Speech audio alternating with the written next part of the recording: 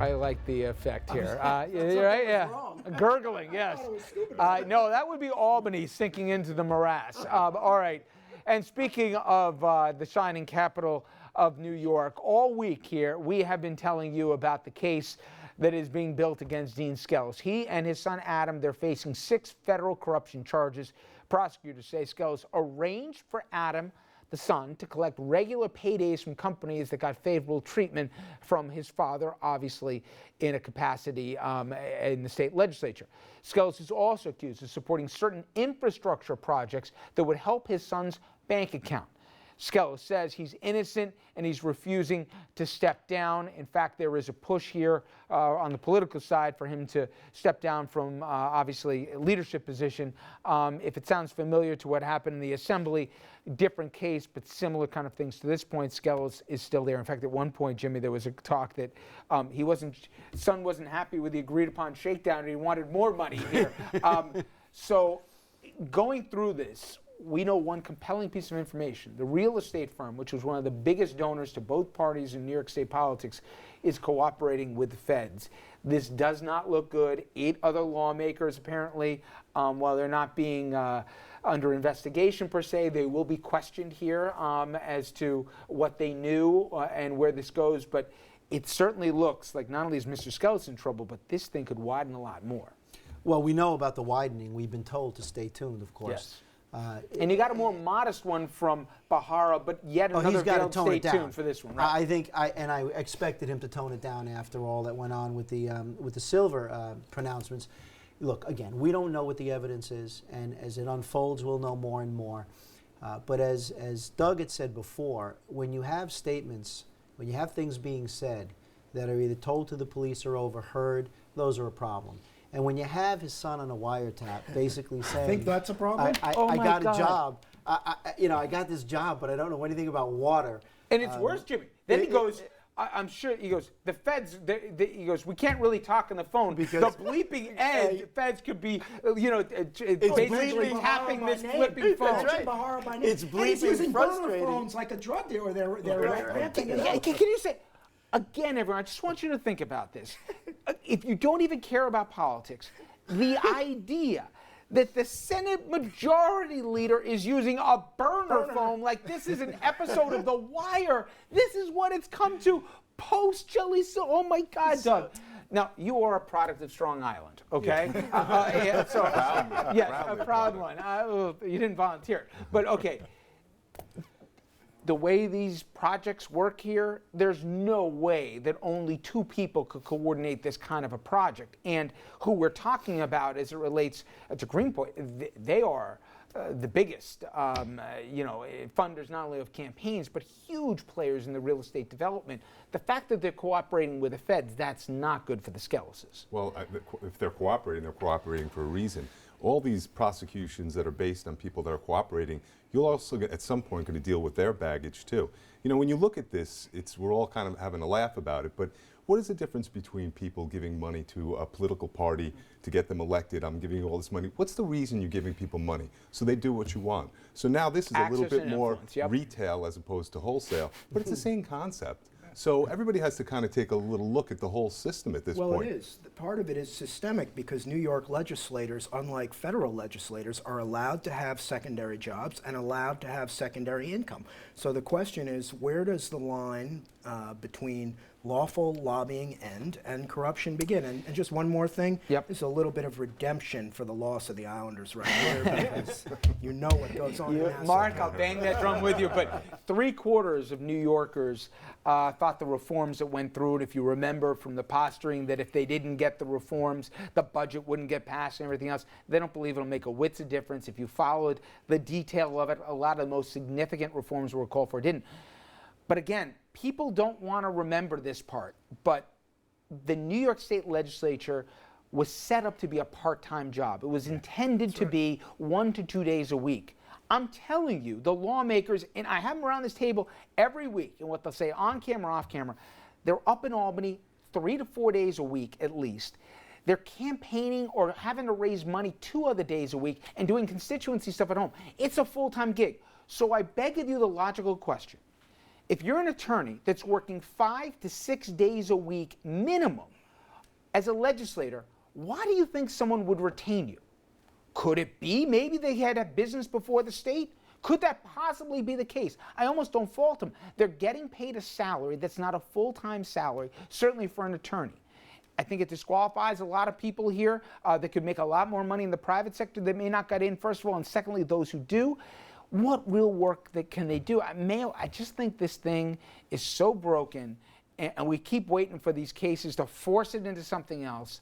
It just won't. But it's exhausting talking about Well, Richard, this you stuff. hit it right on the head, though. We've got to mature and realize that you got to pay them a real salary. And it's got to be a salary. You can't bicker over whether it's 150 or 115. You pay a real salary that attracts candidates that are serious about doing And a job. don't let them work a second job. No second job, no, and the same, I feel the same way for police, no overtime. Just give them a real salary so that they don't have an incentive to make an arrest so you get to overtime. We all win if you do that.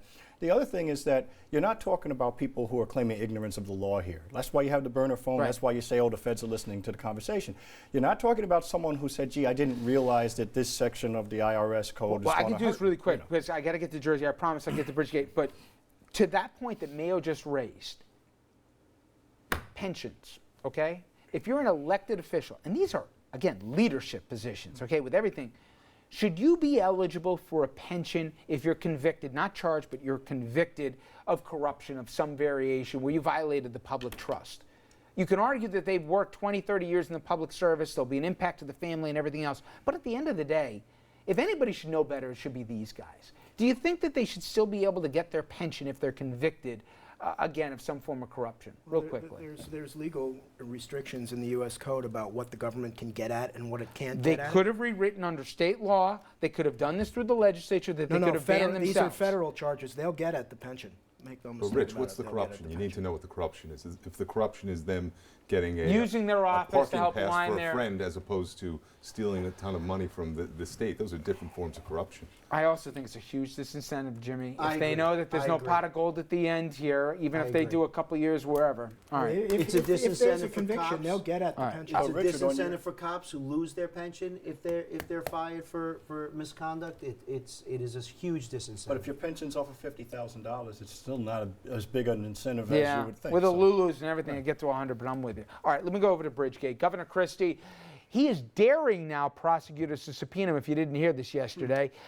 Maybe, though, he ought to be a little Guilty as careful protest what he allowed. wishes for. His former Deputy Chief of Staff, Bridget Kelly, she's none too happy. She's been indicted, and she has these very telling things to say. Listen carefully. For the indictment to suggest that I was the only person in the governor's office who was aware of the George Washington Bridge issue is ludicrous. Lucy got some explaining to do. That was not a so covert hint to the folks in the governor's office and the governor's reelection campaign. You better not throw me under the bus here and leave me twisting in the wind, right? That's right. That's right. I mean, on the other hand, I don't know that she's necessarily referring to him. You know, she's had a lot of time since this whole thing broke to come forward and say he did or he didn't. United States Attorney, Mr. But since then, Wildstein's flipped, all right? So David Wildstein's flipped. You got Baroni, you got her. I think the way this thing's set up is, tell me if I'm wrong, but you know, you got the Fed saying first one to sing gets the deal we gave Wildstein. Otherwise, you and maybe the governor are going to be left. But Wildstein's already said that he knew. Yeah. So we don't know what he's saying. And so he's saying that the governor knew, but the governor's not indicted. But he certainly implicated Baroni and Kelly. Absolutely. Kelly's So- got very bad emails where she's incriminating herself. But, That's right. But we discussed this on the show many times before. I only had a chance to skim the indictment. This is by no means a slam dunk case because I don't really think the indictment charges a cognizable federal crime. So if I'm her and she has a very fine lawyer in Critchley, I wouldn't be just attacking Wildstein. I'd be attacking federal jurisdiction for these charges because I'm not sure a federal crime has been committed here, especially the way they charged it. You agree, Mel? Yeah, absolutely. And I do also think, though, that if I'm Governor Christie, I'm nervous at this point because my closest confidants are out there and they have every incentive to talk about things far beyond Bridgegate. They can talk about anything that we've done that was not above water. And when you stop, And they're not really employable. That's the other part that people don't want to hear. Yeah. Some of these, they got kids and everything else too. And if they can't make a buck while they're sitting out there, they got to do something, right? Absolutely. And in terms of nullification, she's going to argue that she's tacitly or overtly, she's going to argue that she's the scapegoat for Christie. And I think that's going to have some traction. His approval ratings are in the toilet. That's right. Dougie, what should the public, who doesn't really understand how people cooperating, witnesses with the feds and looking at an investigation that certainly has no bright line to the governors of yet, what are the telltale signs that there's some movement in the case here and that... You mean with them cooperating? With them cooperating, or what even the prosecutors say or do, that there may be some real movement in this thing? I think when the person disappears and you don't hear from them for a while, that's the biggest sign. Really? And then that something's going on. I mean, listen, in this case, the only thing that these people can all do to help themselves is say that Governor Christie knew. There's nothing else they can do. So that's when they do that. I mean, there's a whole war that's going to start at that point. Why didn't you come home, sooner? Where were you? How'd you know? So, and what's the ego here? I mean, It's stunning. The hubris is stunning. It's just incredible. I mean, his ratings are so far gone. He's that a there's great no man, and chance. America needs him. It's the great man. What is he doing? How can we live without him? in Just public be office? quiet. What's he going to hope do? it Get goes paid for away. eating if he doesn't get elected? What's he going to do?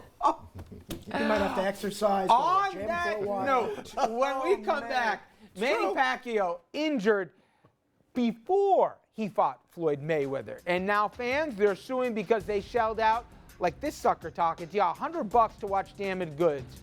Do we have just a case to complain, or as some are suing here, do they have a chance to recoup their money? We'll debate that after this.